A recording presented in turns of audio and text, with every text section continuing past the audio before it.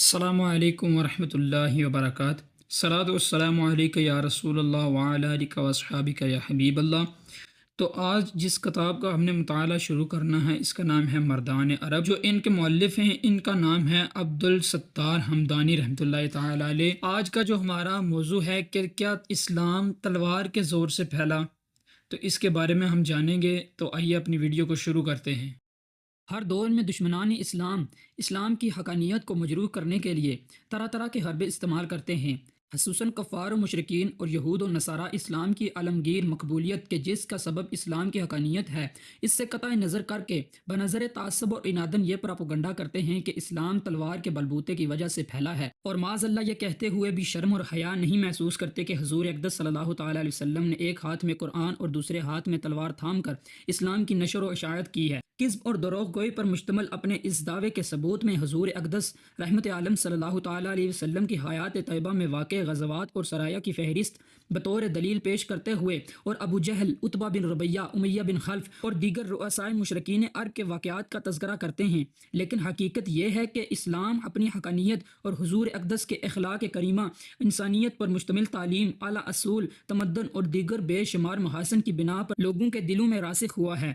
حضور اقدس صلی اللہ تعالیٰ علیہ وسلم کی حیات طیبہ کا جائزہ لینے سے یہ ثابت ہوتا ہے کہ آپ صلی اللہ تعالیٰ علیہ وسلم کی ظاہری حیات کے 40 سال تک، یعنی جب تک آپ نے ظاہری نبوت کا اعلان نہیں فرمایا تھا، وہاں تک آپ کو تمام لوگ محمد آمین صلی اللہ علیہ وسلم کے معزز لقب سے ملقب کرتے تھے۔ 40 سال کی عمر شریف میں آپ نے دنیا کو توحید کا پیغام دیا اور 13 سال تک مکہ معظمہ میں رونق افروز رہ کر لوگوں کو کفر اور ظلمت سے ہدایت کی روشنی کی طرف بلاتے رہے۔ مکی زندگی کے کل 53 سال میں آپ نے اپنی حیات کے ہر شعبہ میں اخلاقی محاسن کا ہی مظاہرہ فرمایا، بلکہ 40 سے 53 سال کے درمیان کا 13 سال کا عرصہ تو آپ نے کفار مکہ کے ظلم اور ستم برداشت کرتے ہوئے گزارا۔ آپ پر کیے جانے والے ظلم و ستم کا جواب دینا یا انتقام لینا تو ایک طرف رہا، بلکہ آپ نے کبھی بھی ان ظالموں کی کوئی شکایت تک نہیں کی اور پیکر و صبر و تحمل بن کر مصائب برداشت کیے۔ جب ظلم اور ستم اپنی انتہا کو پہنچے تو آپ نے مکہ معظمہ سے مدینہ منورہ ہجرت فرمائی۔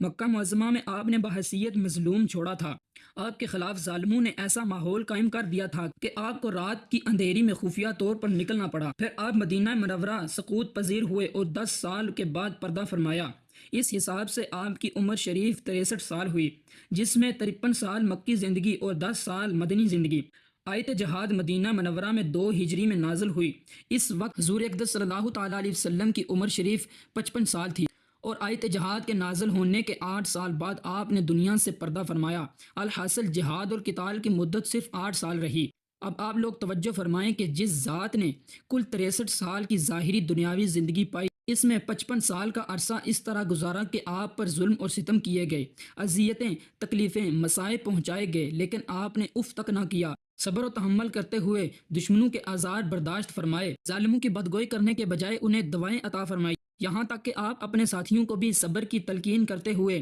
ظلم اور ستم برداشت کرنے کی تعلیم اور تربیت دی۔ جس ذات گرامی نے اپنی سماجی، خاندانی، ازواجی، روحانی، تجارتی اور روابطی زندگی میں کبھی کسی سے جھگڑا و فساد نہیں کیا، اور نہ کسی سے اونچے آواز میں بات کی، اور نہ کسی کے ساتھ کوئی لڑائی وغیرہ کی، جو سراپا محبت اور ہمدردی کا مخزن رہا ہو، جس کے اخلاق اور اطوار کی طہارت اور پاکیزگی کا دشمن بھی اعتراف کیا ہو، عفو و کرم میں جو بے مثل اور مثال ہو، بردباری میں جو کمال ہو، ظلم اور ستم کو نیست و نابود کرنا جس کا وتیرہ ہو۔ اس ذات گرامی نے اپنی ظاہری حیات کے 55 سال تک، یعنی تقریباً 88 زندگی تک تلوار کو تھاما نہیں۔ اس ذات گرامی پر شمشیر زنی کا الزام عائد کرنا دیانت و انصاف کو ذبح کرنے کے مترادف ہے۔ البتہ یقیناً بلا شبہ آپ صلی اللہ تعالیٰ علیہ وسلم نے دست اقدس میں تلوار تھامی اور جہاد اور قتال فرمایا، لیکن آپ نے صرف اور صرف دفع ضرر کے لیے تلوار تھامی۔ آپ نے شمشیر کا وار ظلم ڈھانے کے لیے نہیں بلکہ ظلم مٹانے کے لیے کیا،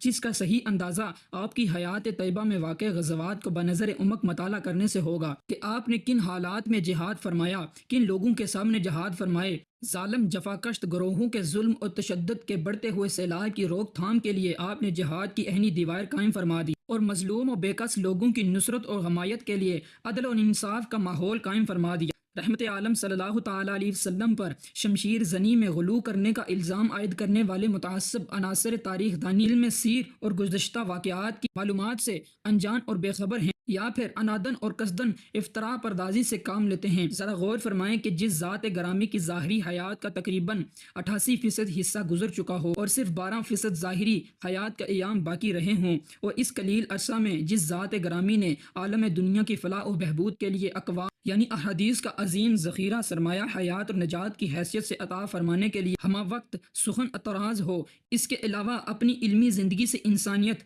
رحم دلی، اخوت، صدق، عدل، انصاف، صداقت، احسان، خدمت، تواضع، انکساری، ترک طمع، قناعت، توکل، تقوی، پرہیزگاری، عبادت، ریاضت، رشد و ہدایت، کرم و عنایت، جود و سخاوت وغیرہ بے شمار محاسن اور اخلاق کی تعلیم و تربیت میں مصروف ہو۔ اس ذات گرامی نے اگر کبھی اپنے ہاتھ میں تلوار تھامی تو ظلم کو فروغ دینے کے لیے نہیں، بلکہ ظلم و ستم کو نیست و نابود کرنے کے لیے۔ رحمت عالم صلی اللہ تعالیٰ علیہ وسلم کی حیات طیبہ کا جائزہ لینے سے یہ بات روز روشن کی طرح واضح ہوتی ہے کہ آپ نے اپنی ظاہری حیات کے 55 سال تک آلات جنگ کی طرف قطعاً التفات نہیں فرمایا۔ 2 ہجری میں سورۃ حج کی آیت کے ذریعے آپ صلی اللہ تعالیٰ علیہ وسلم کو جہاد کا اللہ نے اذن اور حکم عطا فرمایا۔ تب آپ کی عمر شریف 55 سال تھی، جس کا مطلب یہ ہوا کہ جس عمر میں عام طور پر آدمی ہاتھ میں تلوار لینے سے اکتاتے ہیں اور استعفیٰ دے کر ریٹائر ہو کر اپنے فن کی انتہا کرتے، اس عمر میں حضور اقدس صلی اللہ علیہ وسلم نے ہاتھ میں تلوار تھامنے کی ابتدا فرمائی۔ اس سے ثابت ہوتا ہے کہ حضور علیہ الصلوۃ والسلام نے